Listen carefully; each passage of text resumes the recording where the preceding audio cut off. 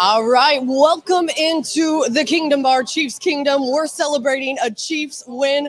That is in the regular season, the Chiefs improving to 2-1 with a huge blowout dominating win over the Bears, 41-10. We have plenty to talk about, but off the top, Taylor Swift is officially a Chiefs fan, and that is something we're celebrating. BJ Kissel and the boys at home going to join me here in a little bit to break it all down. Again, we are at the Kingdom Bar, the place to be all season long. Big shout out to Ben Holiday for sponsoring this segment. It's all coming up as the Kansas City Sports Network post-game show starts right now.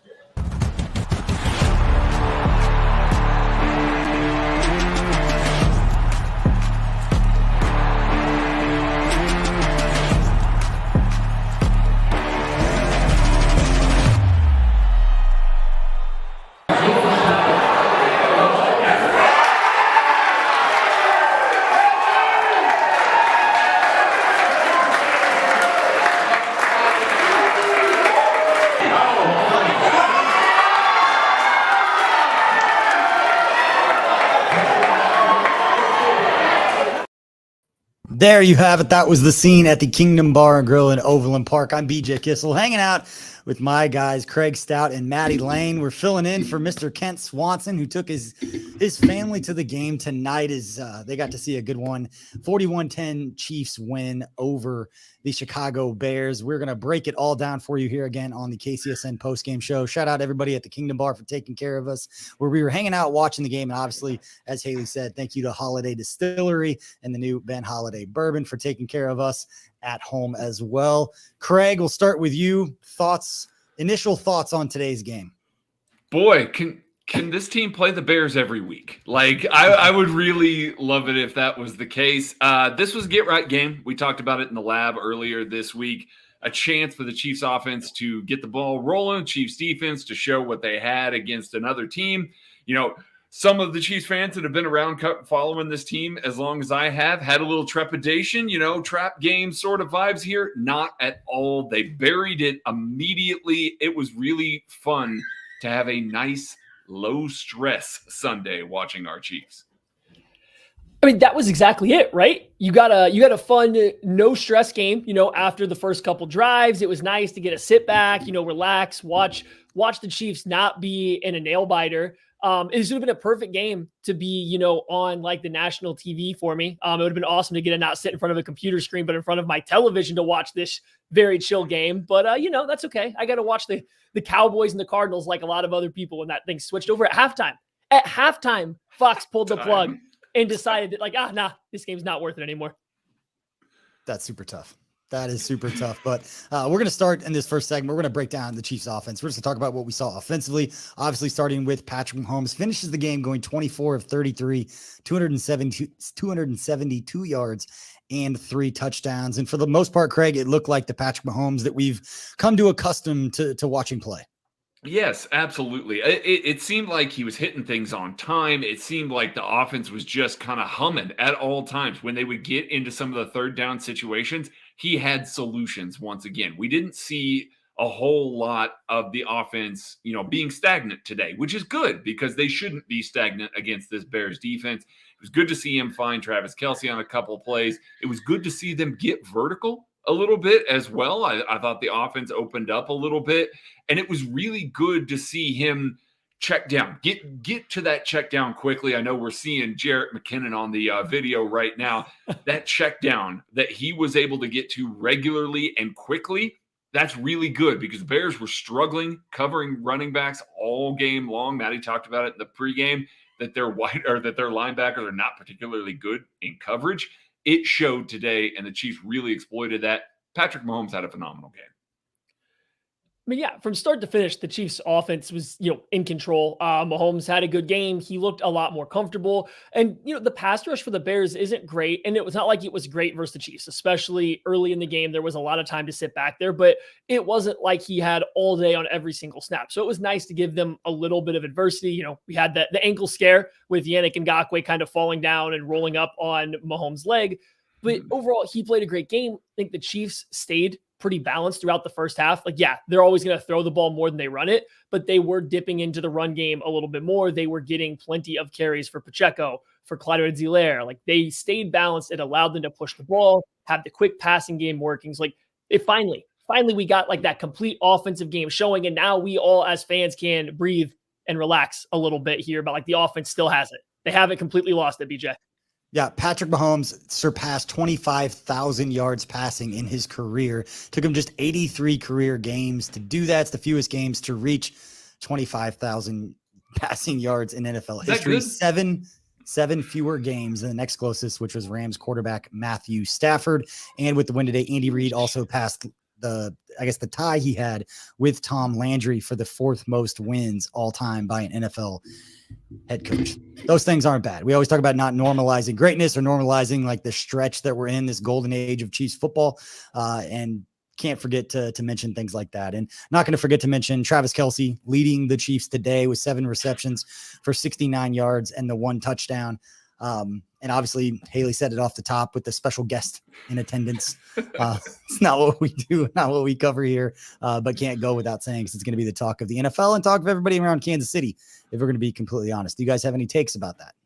Yeah, I do. I have a good take. We've got an excellent Taylor Swift gif that is tied up with the Chiefs, with her yelling "Let's effing go" in the box after Travis Kelce scored. I mean, hey, listen, I'll take what I can get there. No, it was good to see Travis Kelce get reintegrated. I mean, he didn't look like a player that was dinged up, that had a knee injury today. Like, he really looked good. He even put on the little shoulder shimmy on one of those intermediate routes that he always seems to get an extra 4 yards on.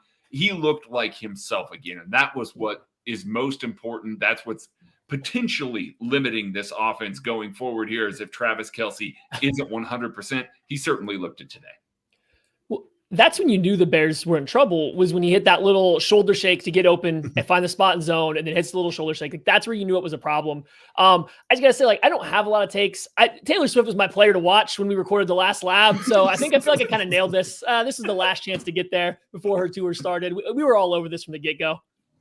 All right, well, 2 of the things that we're going to bring up, the young wide receivers, because I know that was kind of a thing talking about through the first couple of games. I know Sky Moore had the 70 yards last week with the touchdown, but seems like he made some plays, and then specifically Rashee Rice. This was his kind of, I don't say his coming out party, but he looked very, very good. Looked like a guy outside of that first play, and I'd want to be negative or too nitpicky, but I know they mentioned it on the broadcast as far as sitting in those windows inside that zone, and that's one of those things that's just about getting reps. And guys, we've talked about this all the way going back to training camp, that when you're going to go with a lot of young receivers, plays like that and moments like that are the ones that are going to kind of stand out to you a little bit differently or negative, or those are the things they don't normally see. But that play aside, seemed like Rashee Rice played exactly the kind of way that you would come to expect when he got drafted. Big, physical, is going to break some tackles, do some stuff across the middle. Yeah, he gets upfield so fast. Like, the turn and catch and ability to translate that downhill is so important. I think you saw when teams are going to play those sorts of zones, you're going to see that open area in the middle of the field, especially when Travis Kelce either isn't in the game or is pulling defenders elsewhere. You want another guy in the middle of the field that can do that. Juju Smith-Schuster did that last year. Rashee Rice so far has been kind of the preferred guy for the Kansas City Chiefs offense to do that so far this year. Yes, an unfortunate drop that results in an interception. You hope for better there. He'll get there. I really do feel like this is just kind of a reps sort of thing. But I did really like that they force-fed him the ball. These are valuable reps. Andy Reid was putting stuff on tape that he wanted people to see going forward. Defensive coordinators, things like that on tape going forward. He's going to run that Rashee Rice route over and over and over again until they put a little twist or a wrinkle or something on it, and that's going to result in the big play eventually. So it was good to see him getting the ball. 10 different receivers caught a pass for Patrick Mahomes again today. Just an outrageous performance by the receivers. It's good to see that this is what we're getting out of these young wide receivers, and maybe that week 1 anomaly is just that. Well, I think they've kind of figured out something with Sky Moore. as well, right? He's an outside receiver predominantly. They're not having him work over the middle of the field a ton. And it seems like last year, and then even that first game this year, that's where they were trying to use him. And not that, he won't ever run across or anything like that, but he got a couple out routes. They're getting him the ball out on the boundary. He very clearly is being kind of seen as their Z or their flanker wide receiver. And like just finding him in that role, finding a specific role for him, I think is good, and not asking him to do everything. And then they're moving over to Rashee Rice and kind of getting him into some of those Juju Smith-Schuster type spots where they had him last year. I think Greg Olsen mentioned it on the broadcast, that, talking to Patrick Mahomes, that he kind of took for granted what Juju was able to do for this team a little bit over that area. And obviously they still need Rice to get there in terms of finding space in the zone, being reliable, catching every pass that comes his way and not just making some great catches and then having a couple drops. But I think you kind of see the usage starting to take its course. And Craig's point, Rice does such a good job with his back to the defense, catching the ball and then getting upfield. It's very Travis Kelce-like. Kelsey's really good at this too. He knows when he has to make a move immediately and maybe give up ground, but he's also really good at catching the ball and immediately leaning and kind of falling and starting to get his momentum going upfield. Rice is the exact same way. And he's picking up so many, quote unquote, hidden yards just by his ability to do that. And if it wasn't for that pesky 1 yard line, he would have had a killer game. All right, guys, we're going to stay on the offense for just a couple more storylines I want to talk through with this one. And Craig, I want to ask you about the running game with Isaiah Pacheco and even Clyde Edwards-Helaire. Made some nice runs. I know the game was kind of out of hand in the second half, but seemed like the vision, the reading, the blocking, some of those things that has been critical of Clyde Edwards-Helaire. Seems like he had some nice runs if you were going to look for positives and things to kind of hang your hat on a little bit today. Oh, absolutely. Clyde Edwards-Helaire did not have the best blocking on a lot of the stuff that he was running with and maximized a lot of it. I know that he's kind of the easy target for a lot of Chiefs fans. When he gets touches, people kind of look at him and like, oh, why are they giving the ball to him? What a waste. I felt like he maximized a lot of touches. Not all of them, but a lot of touches today. Made some good, hard runs and, created some hidden yardage there. I was very pleased to see what they got out of Clyde Edwards-Helaire. We know this team is going to revolve around, Isaiah Pacheco's running style when they do decide to run the ball. And it's great to see that he had a good day too. But Clyde Edwards-Helaire going for 15, 55, and a touchdown with the kind of blocking that he had to deal with there and some of the run concepts that they called with him, I'm very pleased with that sort of stat line there. Still think they need to get him involved more in the passing game, but a really good day for Clyde, all things considered.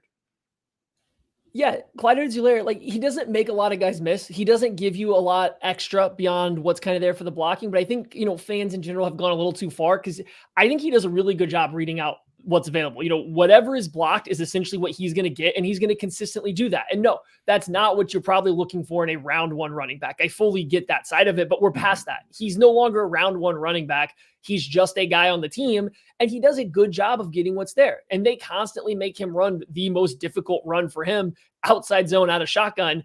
That's a hard play. And he still does a good job of not taking a lot of negative runs. He does a good job finding the right holes, prodding.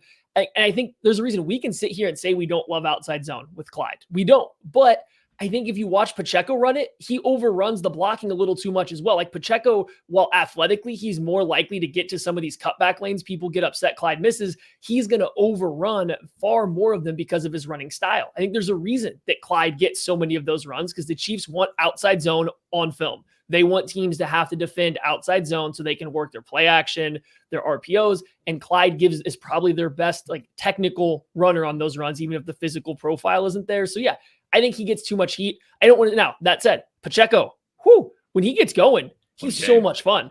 When he gets downhill, when the blocking's there, he gets downhill and finds a crease. Good luck if you're the second level of a defense trying to stop him. He definitely needs to be the quote unquote bell cow. But I do think that Clyde, needs to get a little bit more praise for essentially doing the dirty work of the running back spot because they have him do the stuff that doesn't work out as well. And it's not always his fault. Yeah, and the third running back that we haven't mentioned yet, Jerick McKinnon, it was just nice to see him get involved. I thought he had more than 5 touches after looking at the final box score, but coming into Sunday's game, he had 5 touches for just 32 total yards, had 5 touches for 28 yards and 2 touchdowns today or Sunday against the Bears. And then last year, just to compare it, he had averaged 7.5 touches per game last year. And so 5 in the first 2 coming in, it wasn't that he hasn't had the impact. He had a lot of touchdowns last year.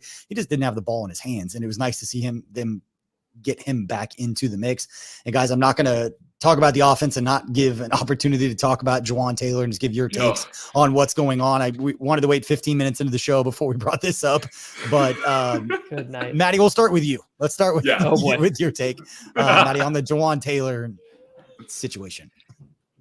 It's so unfortunate. He's clearly got a little bit of a target on his back, right? We can look at the 2 plays they were called on him. They're clearly and you can even go freeze. The referee is bending his neck, trying to look around all the traffic so he can see where Juwan Taylor's aligned. He's throwing flags when it's very ticky-tack.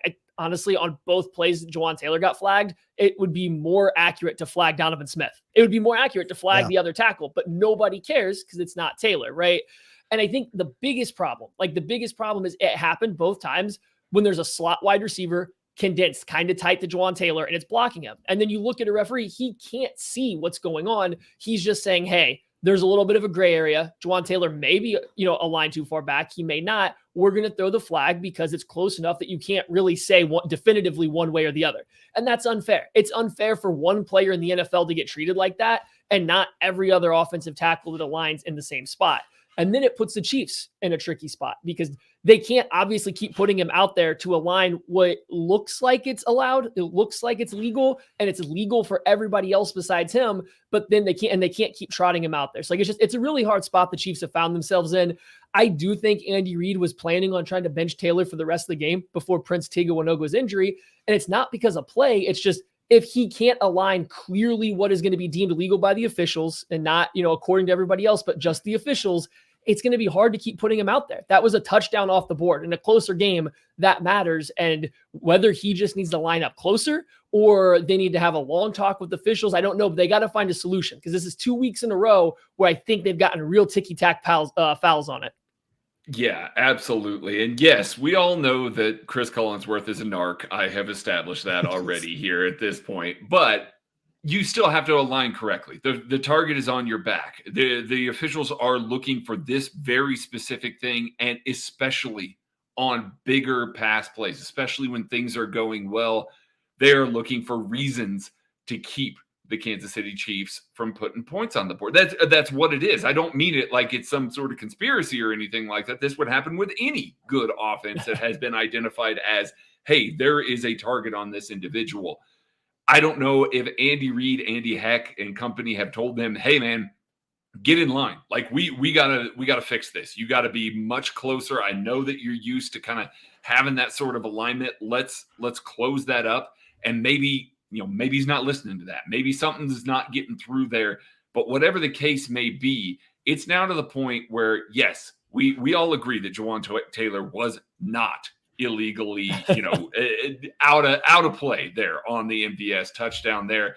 But the fact that the Kansas City Chiefs, if Andy Reid looked at this and said, I'm going to bench you, I'm going to sit you for multiple drives, I don't feel comfortable with you out there anymore, should tell you where they place all of this. Now, we'll see what happens. Yeah, if it's going to be a situation where Andy's going to talk to the officials, they're going to try and organize this, whatever the case may be. But as it stands right now, Andy Reid and company are telling you where they're placing the blame, where they believe the problem is along the offensive line here, and they believe it's with Juwan Taylor. Yeah, I think it's a consistency thing for me. And I want to empathize with Juwan Taylor a little bit, but there were a handful of times after he got flagged for it that watching him like, oh, they're going to throw a flag right here because he looks like he's in the exact same place that he was when he got flagged. Well, he doesn't get flagged that time, so he thinks it's okay. And then he's randomly flagged. It's like, I'm not standing further back than I did on the last play. And so unless you're going to flag him every time, I know a lot of fans and even myself, it's like, just line up. I know we talk about angles and just all of those things of the reason he's trying to do it.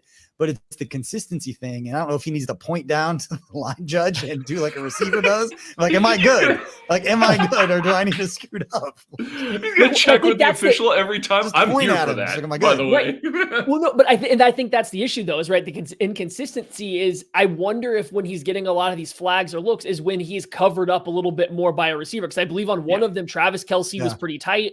And another one, it might have even been MVS on his longer catch. I can't remember who it was, but if he's covered up by a slot wide receiver that's aligned tight on the line of scrimmage, that makes it really hard. And it's probably bad optics when the ref can see Juwan Taylor's backside out behind the slot wide receiver. It probably looks bad. Even if he's legal or not, it just looks bad. Whereas if a ref has a more clear view, then maybe he's not going to flag it. So like the consistency is a big issue. So I get it from Taylor's standpoint, but I think the Chiefs are just kind of like, hey, we need you to not even be close because this is hurting us now. And I think the fact that he was pulled until they had to put him back in because of injury, I think I'm with Craig. That probably says where they kind of are putting the blame, at least like temporarily for now, is got to be on him.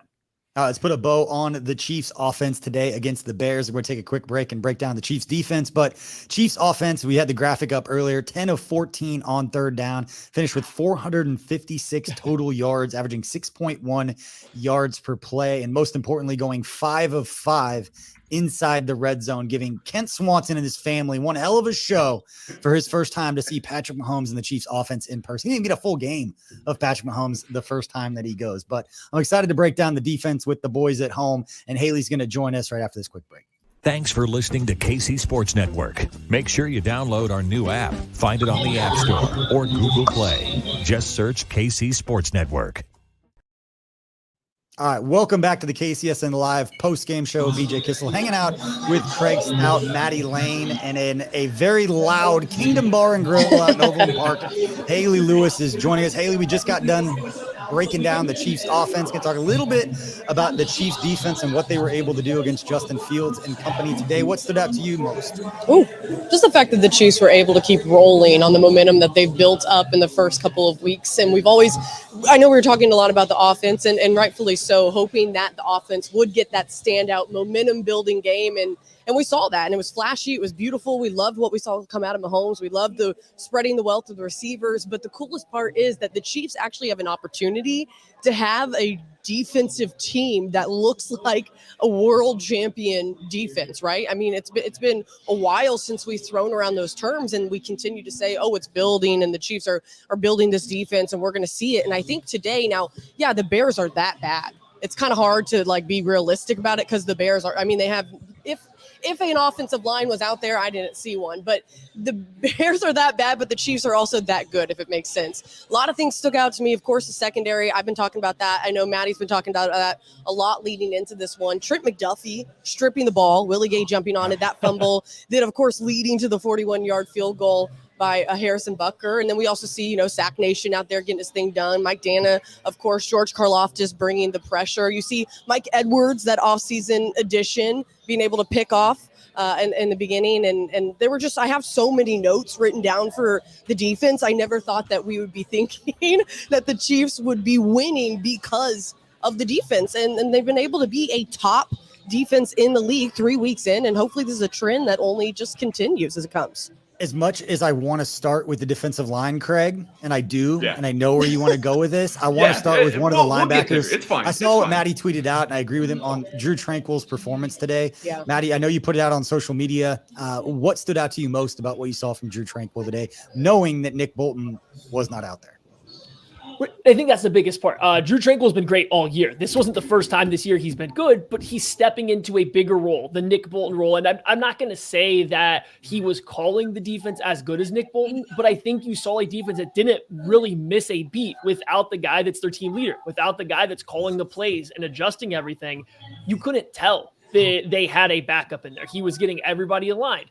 There was only 1 or 2 plays that the Chiefs really seemed to, have a little bit of a miscommunication, and some of that was post-snap, and that's where Drew Tranquill really impressed me. He was the one covering up for some of the missed stuff. There was a play where Willie Gay got a little too pulled far forward, trying to spy or just shadow Justin Fields, and Drew Tranquill kind of had to run over and cover a lot more space, and he did an excellent job of it. So, it's just little stuff like that is when you get a backup linebacker, backup Mike linebacker come in, and you can't really tell that you missed a beat, that's a huge deal. And then you still saw Tranquill getting downhill and making some plays at the line of scrimmage like he has all year. And I think there was a play early in the game where he really showed off his range to get to the sideline. Like, he's been exceptional. This makes you feel more comfortable if Bolton has to miss a little bit of time. And I think you very clearly know that Drew Tranquill and Nick Bolton are your best 2 linebackers. So now it's up to Spags to get both of them on the field as much as possible. As much as we love Willie Gay, it's up to him to get these guys on the field together as much as possible. Yeah, Drew Tranquil was phenomenal and has been when he's taken the mantle from Nick Bolton, taken the green dot from him so far this year.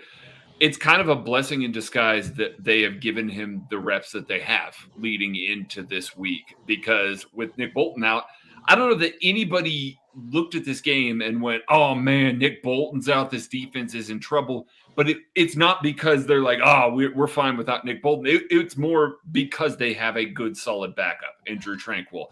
I have been pounding the table for a good backup Mike linebacker for this team for a long time. They're kind of like the running back position. They just get injured.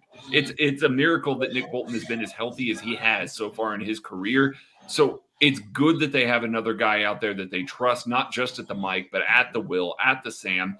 Jack Cochran got some looks in there with the 3-3-5 as well. You know, the linebacking group, by and large, had a really good day, you know, which you would expect against an offense like this that doesn't look particularly good, you know, most of the time.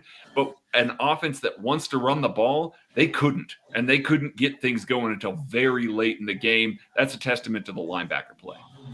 All right, our fearless producer and our fearless leader behind the scenes here, Tucker Franklin, has got some stuff for us. Don't give me too much credit, but this tweet here is from Jordan Foote. Andy Reid is at the podium right now, and I think this is an interesting one on Jawan Taylor. He said, quote, might be being picked on too much just a little bit here. I thought it was too much. Says it wasn't his opinion last week, but implies that today's game was over the top. Coach Reid missed a hell of an opportunity to say that Jawan Taylor just needs to shake it off. Shake it off. Can you imagine a post-game presser where it's just like 4 or 5 Taylor Swift lyrics, just deadpan, what a world, dry humor? What a world. If he would have done that, it would have broke the internet. Somebody's going to start feeding Andy lines. I think he's to the point in his career where he'd be okay with doing that sort of stuff. I mean, he's doing commercials and everything like that now. Feed him a couple Taylor Swift lines. I mean, they do that during training camp. They feed players little secret lines. They should start doing get read on it. It's like a little competition. Like, I bet you can't fit this into your post-game presser answer. Guys, right. Oh, go ahead, BJ. I was just going to say that they just put out a report about Mahomes' ankle, if you wanted to get an update on that. Yes, I would love an update. This is from Nate Taylor. Only Weird Games. Patrick Mahomes said his right ankle is fine, that he could have played the entire game as needed. What say ye? That's a good dog. Yep, Tucker's correct. No, we can end it there. Just dog. He a leader and a dog, okay? He looked good when he came back out, right? I think we all kind of got over that real fast. It looked a little shaky there for a second, but they showed a replay. It looked not fun, but not terrible. And then when he came out after halftime and came around, was running, doing his own thing, I think everybody generally felt okay at that point in time. We'll see what the reports lead up to next week say. But again, I think after last year's playoff performance, I don't know. He might have to lose a leg for it to matter. All right, Tucker's got more for us. I saw another quote. Patrick Mahomes at the podium right now, as Hayley mentioned. On Patrick Mahomes on Jawan Taylor penalty calls, it's wild. I don't understand it. So it's seeming like both Patrick Mahomes and Andy Reid are getting a little frustrated with the penalty calls. Probably a conference call this week. There's a conference call coming.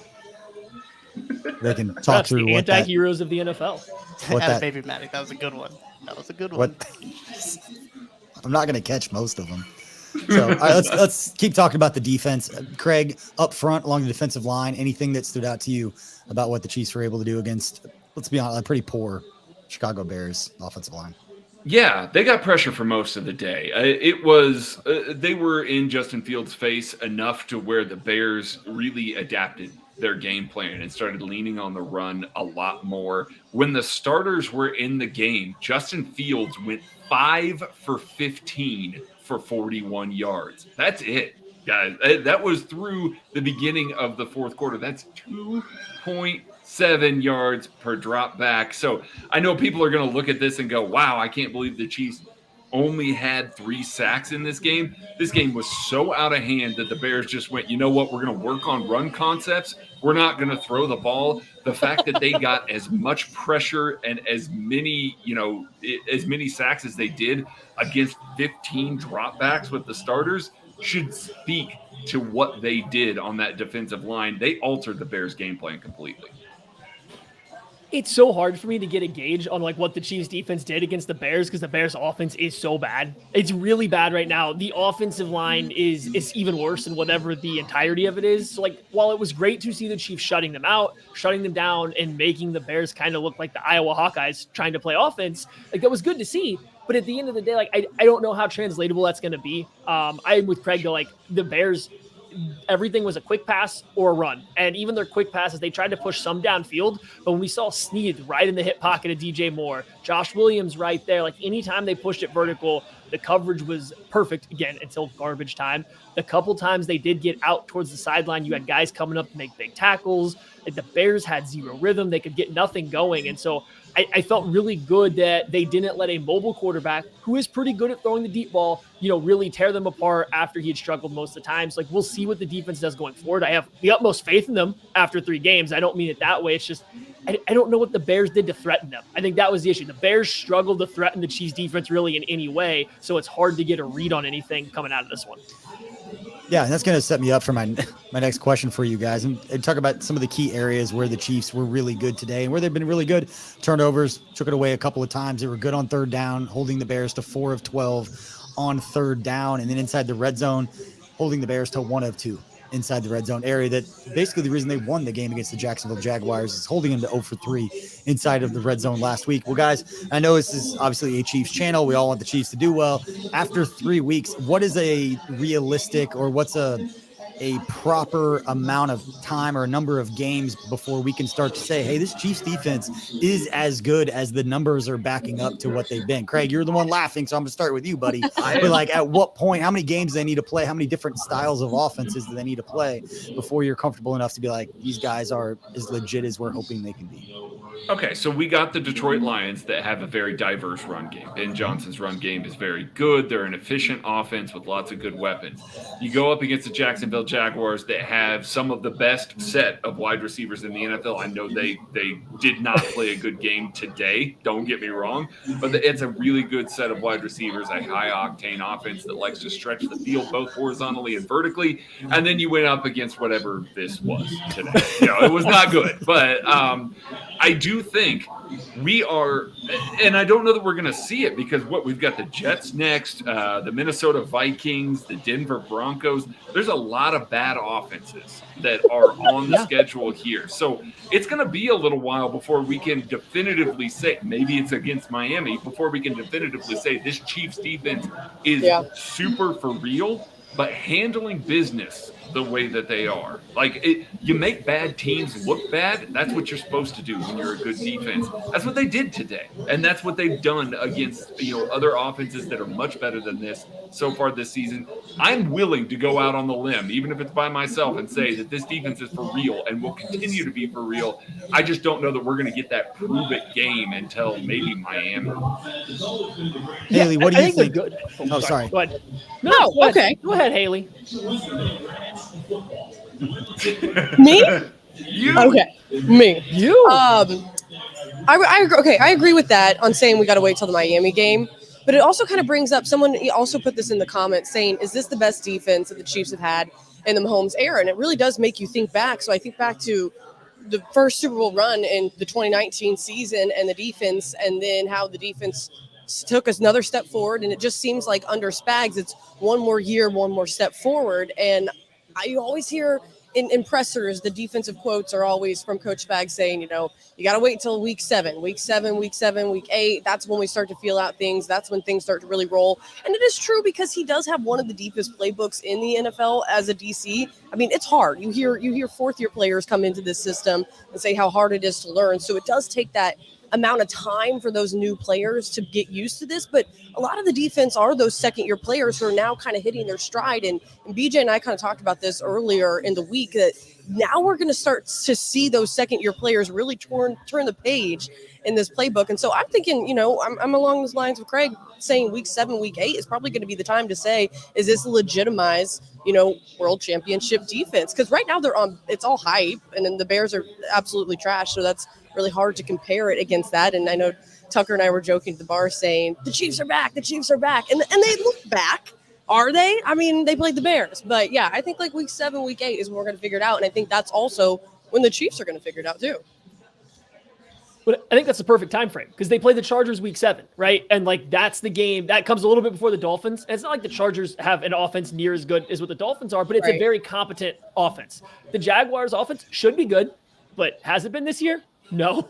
And whether it's the Chiefs or not, they haven't been good. So the next couple games are another bad offenses that you hope, like Craig said, they keep taking care of because that's what good defenses do. Good defenses don't slip up against the Jets led by Zach Wilson. They don't slip up against whatever it is the Vikings are doing right now, especially if Justin Jefferson really ends up hurt. I know the reports were it wasn't a big deal, but they don't slip up versus teams like that. So they continue to dominate, and then you get to that Chargers game, and that's where I think you get like that real test. I'm fine saying the Chiefs defense is good. They're a top 10 defense, no doubt. There might be I might even be okay with top 5 right now. When we get to that Chargers game and they keep playing like this, then you're going to have a real conversation, like a real serious conversation about top 2, top 3, top 1. Like where do they settle in there? And so I think that week 7 game against the Chargers is kind of where we get the final answers to what this is going to be for the rest of the year. Yeah, I think you've all brought up great points in that we're so used to seeing Spags defenses start slow that we're not used to having this conversation about them playing this way. Last year in the first 5 games, they gave up 125 points. They gave 25 points per game in the first 5 weeks last year. Right now, they've given up 39. They've given up 13 points per game over the first 3. So, yeah. Oh, Tucker's got something for us now. Do I ever have something for you? This is the area of the show where I get to tell you that we're back with another week of football, and DraftKings Sportsbook is keeping us in on the NFL action with great offers every single game day. New customers can bet just $5 and get $200 instantly in bonus bets. Throw a $5 down on any of this week's epic matchups and walk away an instant winner. And DraftKings isn't stopping there. All customers can take advantage of 2 new offers every game day this September. Football's more fun when you're in on the action, so download the app now and use code KCSN at sign-up. New customers can bet just $5 to get $200 instantly in bonus bets. Only on DraftKings Sportsbook, an official sports betting partner of the NFL. With code KCSN, the crown is yours. Gambling problem? Call 1-800-GAMBLER or visit www.1800gambler.net. In New York, call 877-8-HOPE-NY or text HOPE-NY 467-369. In Connecticut, help is available for problem gambling. Call 888-789-7777 or visit ccpg.org. Please play responsibly on behalf of Boot Hill Casino and Resort in Kansas. Licensee partner Golden Nugget, Lake Charles, Louisiana. 21 plus age varies by jurisdictions. Void in Ontario. See sportsbook.draftkings.com/football terms for eligibility, terms, and responsible gaming resources. Bonus bets expire 7 days after issuance. Eligibility and deposit restrictions apply. Wow. Back to you, BJ. Nice job, Nailed Tucker. it. Nice job. This is normally the point of the show where we talk about like turning points in the game and like the big moments that really swung this thing in the Chiefs' favor. And I don't know outside of when they took the field when those moments would be. But that's the one. That's the one. I mean, was it when Tommy Townsend went and like punted it out on the 2-yard line at the very beginning of the game? Like things you don't even think about now. I even had a note about Isaiah Pacheco's blitz pickup. On the big throw to Kelsey early in the game. I think it was the second offensive drive. Pacheco showing his willingness to get in there and stick his nose in there and pass pro a little bit. But any other takes that we have before we get to the toast game? Craig, we'll start with you. I mean, I'm angry at the defense for allowing 10 points at the end of the game, and now they're going to slide down the defensive rankings a couple of spots here. They were sitting really pretty. But, you know, allowing those 10 points. No, I'm more upset about the touchdown, if I'm being honest here, because they did just kind of let up at the end of the game there. The Chiefs, the last time that somebody has scored a touchdown against this team was in the second quarter of week 1 with almost 3 minutes left to go in the quarter there. They have not allowed a touchdown in that amount of time. It was going to be a fun streak that we were going to get to talk about, and they just ruined it in garbage time. I need Tucker to figure out how many minutes it's been, game minutes it's been since the Chiefs defense has allowed Get on that. a legitimate Tucker touchdown, a non-asterisk touchdown. I'll do my best. Haley, any other final thoughts before we get to toast game? I mean, I definitely think that's kind of disappointing. I forgot that week 2 they didn't put up any touchdowns. I just had to be reminded of that. That would have been a cool streak to keep going. I hate Miami. I hate Miami a lot. I've always hated Miami, and I just wanted the Chiefs to be. I just wanted them to, you know, get up a little more and put their foot on the, you know, pedal, and you know, it is what it is. So I didn't like those 2 picks at the end. That wasn't fun to see. Definitely didn't like the call. Am I saying things I didn't like, or what was the point of this? Me just No. I'm just rambling about Final stuff I didn't thoughts. like. You know what? I asked you what you thought about Miami. We'll say that's what the question If it was. makes you feel better, the Chiefs scored more points in a quarter today than the Dolphins did. Thank you. That's okay, true. thank you. Got you. But to wrap it all up, I'm a really big hypocrite, and I came in, I was like, I'm so sick of this Taylor Swift stuff. I'm not even a Swiftie. I'm so over it. And I told BJ, like, I don't care about pop culture. I'm not getting involved at all. Well, I just saw that Patrick Mahomes said in his post-game interview with Aaron Andrews that he was like, yeah, I heard she was up there, so, definitely had to get Kelsey the ball. And then Andy Reid afterwards said that he actually is the one who set them up. And, I mean, he was joking, but it's kind of fun. I hate to admit it. I'm having fun with it. God. So those are my final thoughts, and we should really switch to someone else because now I'm sober too. It's pathetic. I'm just sober rambling. Don't give me a platform. I mean, for me, it's got to be 22. Trent McDuffie, right? He switched his number to 22. He knew it was coming. Like, he was ahead of the game. He was ahead of all of us on this one.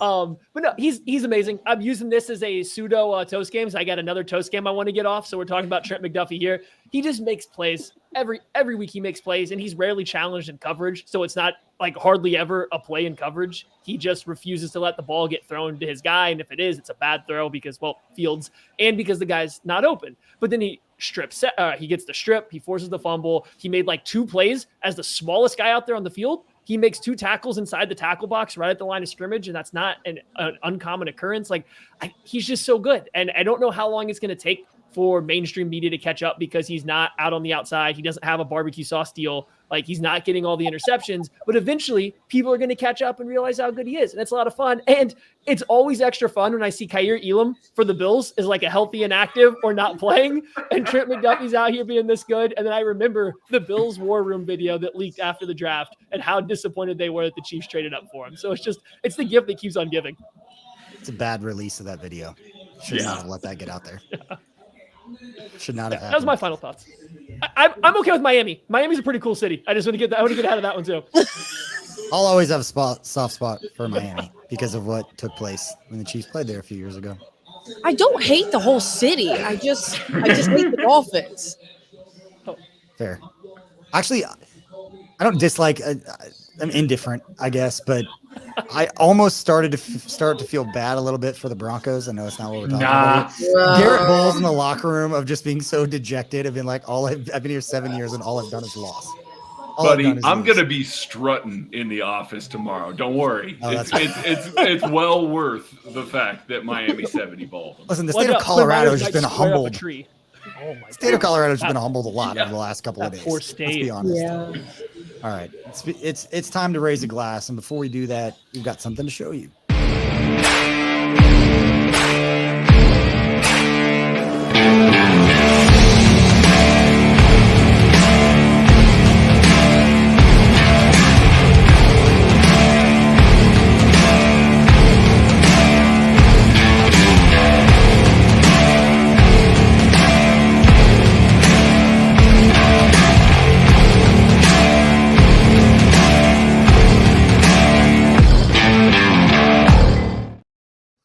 That is the Ben Holiday bourbon. I've got a little of the soft red wheat right here. And it's time for our toast game where we raise a glass to the performances and players and people that stood out to us today. And I'm not just asking, I'm not just promoting, I am imploring you. If you are in the Kansas City area and you've not had a chance to go up and take the tour in Weston, Missouri of the Holiday Distillery, McCormick Distillery, whatever you want to call it, go up there, take the tour, meet Kyle, get an autograph from the master distiller up there. He'll love it. But go, I promise you, take your whole family up there. It is a wonderful experience, phenomenal people up there. And now let's do a little toast. And everybody, I'm going to start because I don't have a backup and I don't want anyone stealing mine. We promoted the Chiefs offense, and one player we did not talk about, didn't light up the scoreboard, but had one phenomenal play. Is wide receiver Justin Watson. Made one of the nicest catches on one of the most disgusting, sick, silly throws that we won't even credit anymore because we're just used to seeing them from Patrick Mahomes. But Justin Watson's ability to go from the inside shoulder to the outside shoulder, track the ball along the sideline-ish, and make the play with the defender right there. Phenomenal performance. Like, again, we talked about Sky Moore. We talked about Rashee Rice. Justin Watson also making plays. So I'm raising my glass to Justin Watson for making one hell of a play, looking like a phenomenal center fielder out there on a fantastic throw from Patrick Mahomes.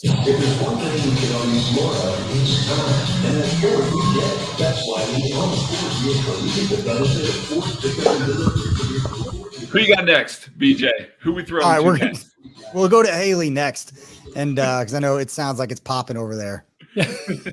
Yes, it is popping, locking, and dropping. I'm not giving it to T Swift because I said I'm not a Swiftie, but yet I sound like a bandwagoner on this entire streaming we've been doing. But I would like to give this one to Pacheco. Had an incredible run game, did a phenomenal job tonight. He's a standout talent, 7th rounder. I mean, out of a school that a lot of people did not have probably on their radars going into the draft. And he has done a phenomenal job in his first year, now his second year, picking up where he left off. I love that kid. I love the way he runs. So cheers, Mr. Pop. Cheers. Is that his nickname? I just made that up. I know they call him Pop. It is Pop. Yes, okay. You are correct. Good job. Pop, lock, and drop it. You want to go, Craig? You can go, Craig. Okay. Yeah, I'll go. Pay Mike Dana. I know that I say it now every week. Mike Dana needs to get paid.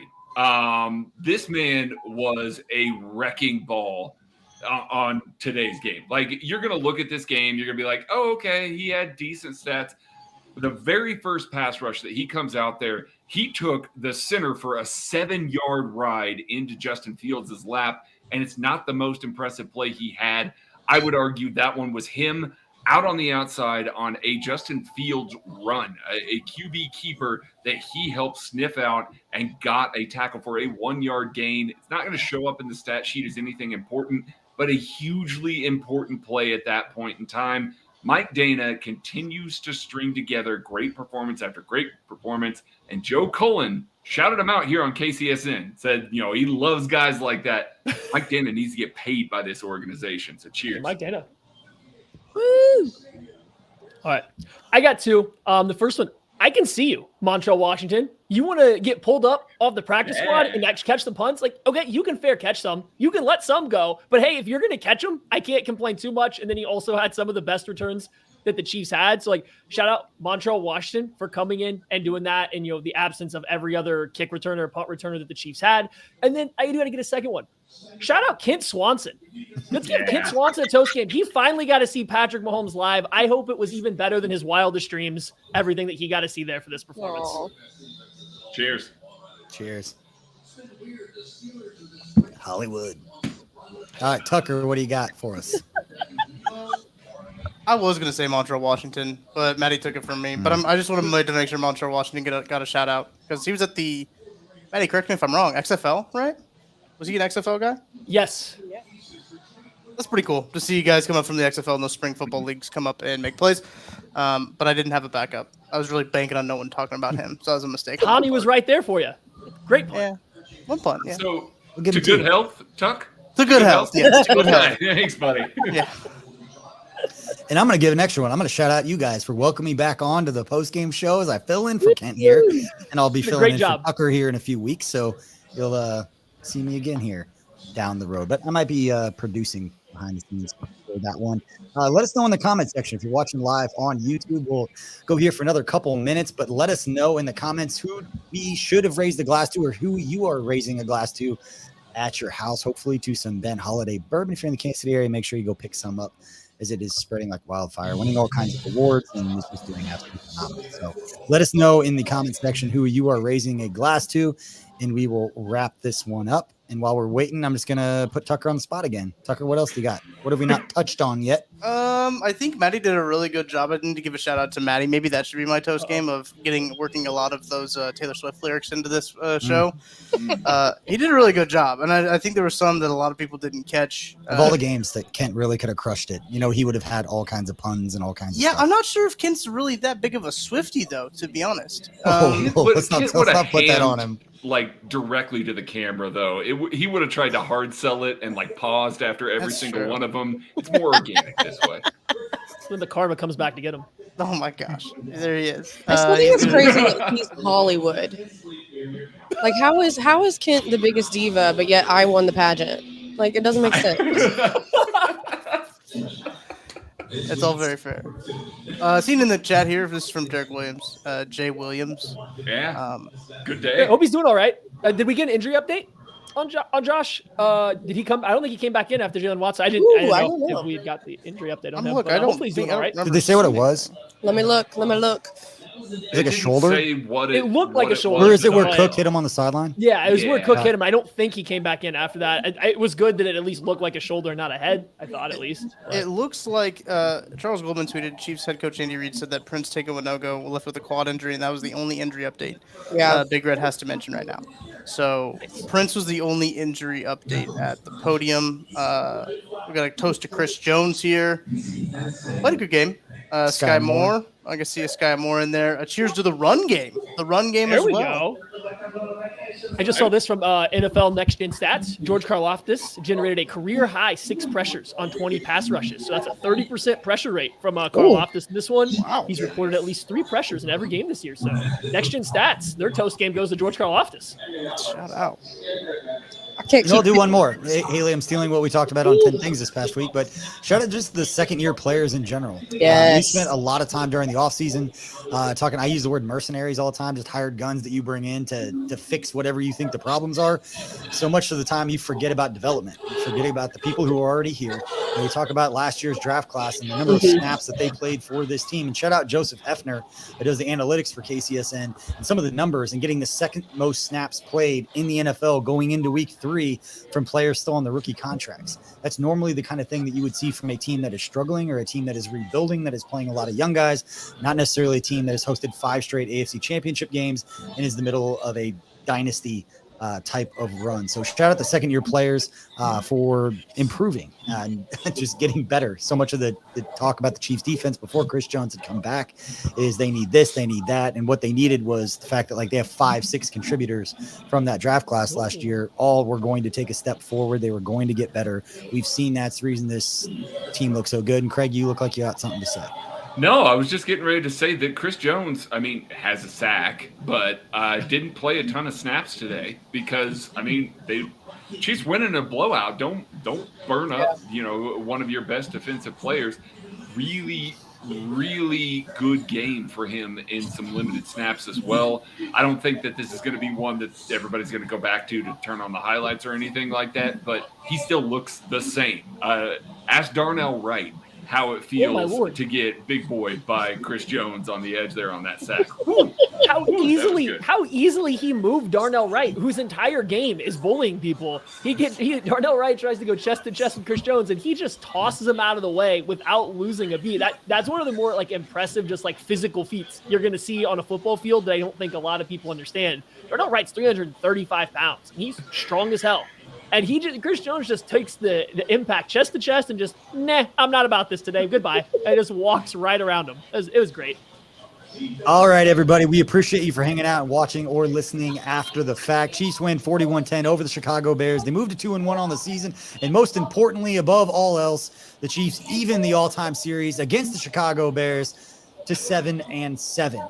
So that's huge. That's what they were playing for today. We're bragging rights. They're back to 500 all time against the Chicago Bears. We appreciate everybody for hanging out. Chiefs next game next Sunday night against the Fighting Zach Wilsons. Maybe we'll see if it's still Zach Wilson at that point. But they've got a Sunday night matchup against the New York Jets. We'll see how that one turns out. But we appreciate all you for listening. Don't forget, we have a live edition of Only Weird Games and a live edition of the KC Laboratory on Monday. And Haley and I will be breaking down the 10 things that stood out to us in this game and record stats and all kinds of cool things that were broken from this performance. But we appreciate all you for hanging out. We will see you next time. Have a great week.